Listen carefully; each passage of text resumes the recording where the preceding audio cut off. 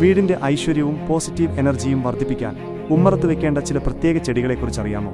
വാസ്തുപ്രകാരം ശരിയായ ചെടികൾ ശരിയായ ദിശയിൽ വെക്കുന്നത് കുടുംബത്തിൽ സമാധാനവും സമ്പത്തും കൊണ്ടുവരും. ആദ്യത്തേത് തുളസിയാണ്. ഉമ്മറത്ത് വടക്ക് കിഴക്കുഭാഗത്തോ തുളസിത്തറ കെട്ടി തുളസി വളർത്തുന്നത് വീട്ടിലെ നെഗറ്റീവ് എനർജിയെ ഇല്ലാതാക്കാൻ സഹായിക്കും. ലക്ഷ്മി ദേവിയുടെ സാമീപ്യം ഉറപ്പാക്കാൻ ഇത് ഏറ്റവും ഉത്തമമാണ്. മറ്റൊന്ന് മണി പ്ലാന്റ് ആണ്. പേര് സൂചിപ്പിക്കുന്നത് പോലെ തന്നെ സാമ്പത്തിക അഭിവൃദ്ധിക്ക് മണി പ്ലാന്റ് സഹായിക്കും. ഇത് വീടിന്റെ തെക്ക് കിഴക്ക് ഭാഗത്ത്, അതായത് അഗ്നികോണിൽ വെക്കുന്നതാണ് ഏറ്റവും നല്ലത്. കൂടാതെ ഉമ്മറത്ത് കറ്റാർവാഴ വളർത്തുന്നതും പോസിറ്റീവ് എനർജി നൽകും.